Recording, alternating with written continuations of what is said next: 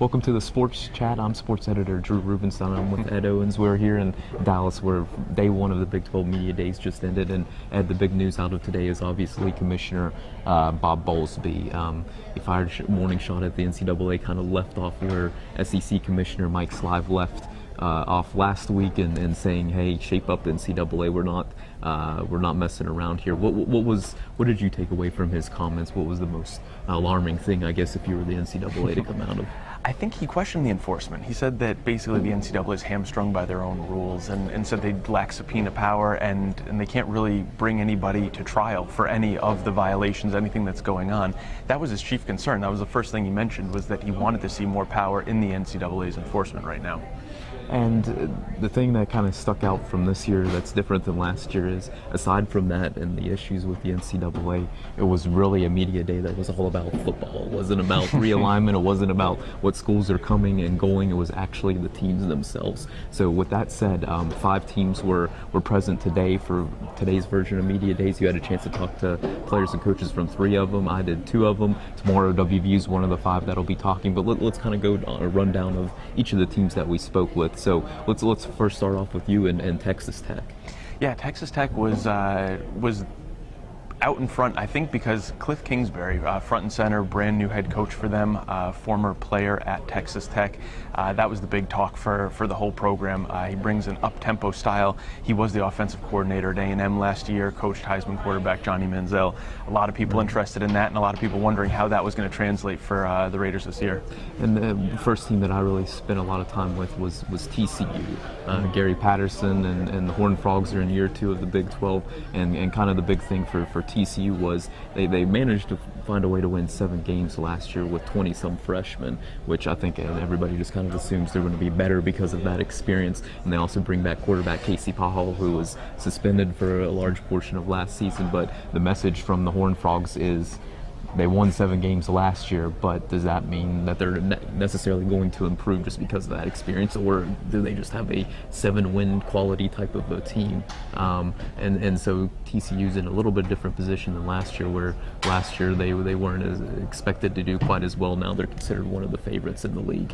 Moving around the room, I know the next team that you had a chance to speak with was Oklahoma State. Yeah, Oklahoma State, preseason top pick in the Big 12 media poll, and that was the big talk for them. A lot of guys saying how they wanted to live up to their billing as the top pick.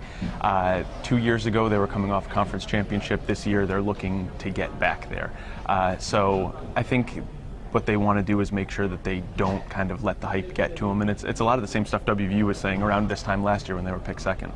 Absolutely, and the other team that I had a chance to speak with was Kansas State, and it seems like it's the same story every single year with Kansas State, where the media always projects them to be 6th and 8th, and 6th again this year, I think, is where they've been the last 3 years, and each year they keep climbing the ladder, and obviously last year they were the Big 12 representatives in the BCS.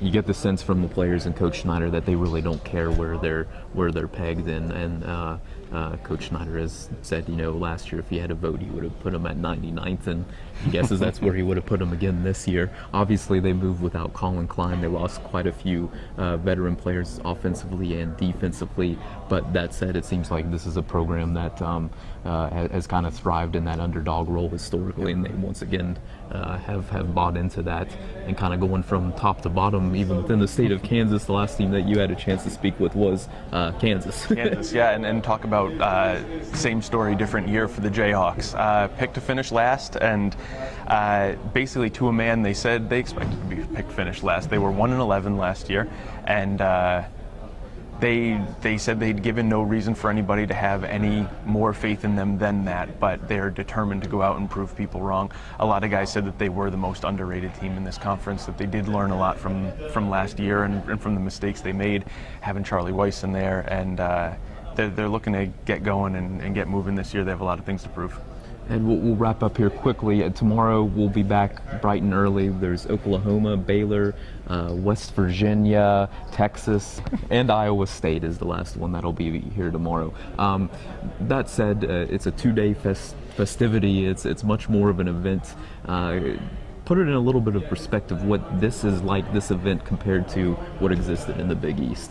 Big East was a lot smaller. It was a one-day thing. You flew into Newport and you had the nice clam bake the night before and one round of interviews. You had the players for about an hour, the coaches for about an hour, and your day was done.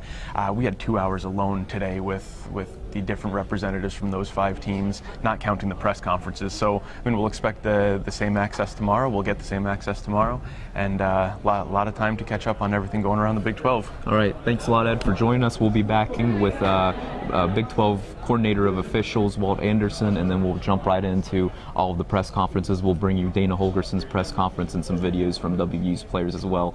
For Ed Owens, I'm Drew Rubenstein. Thanks for joining us on this edition of Sports Chat.